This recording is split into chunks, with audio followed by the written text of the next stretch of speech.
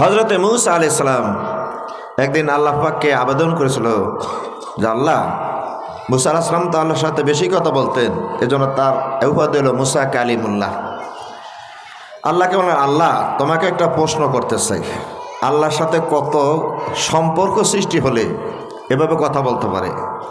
তোমাকে একটা প্রশ্ন করতে চাই, আমি যদি আল্লাহ হতাম আর তুমি যদি মূসা হতে, তুমি আমার কাছে কি আবেদন করতা? আল্লাহ পাক বললেন, মূসা এটা কি সম্ভব? তুমি আল্লাহ হবে আর আমি মূসা হব? মূসা আলাইহিস সালাম বললেন, আল্লাহ ধরে নেন না বুঝার জন্য।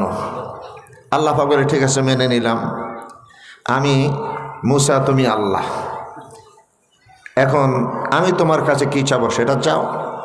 যে আল্লাহ পাক আমি সেটা চাচ্ছি যে আমি যদি আল্লাহ হই আর আপনি যদি মূসা হন, আমার কাছে কি চাবেন বলুন।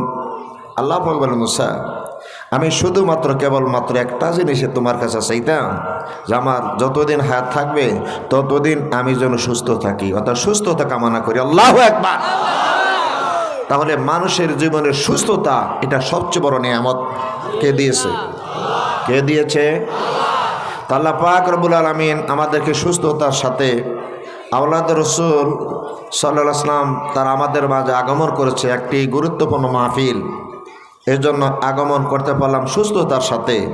এজন্য একটি শুকরিয়া, যিনি আমাদেরকে সুস্থ রাখলেন আমাদের পক্ষ থেকে, তিনি কি পেতে পারেন না? জবান করে বলেন, তিনি কি পেতে পারেন না? উচ্চ কণ্ঠে আওয়াজ তুলে বলুন আলহামদুলিল্লাহ। আর একটু জোরে বলুন আলহামদুলিল্লাহ। নারে তাকবীর, লিল্লাহে তাকবীর।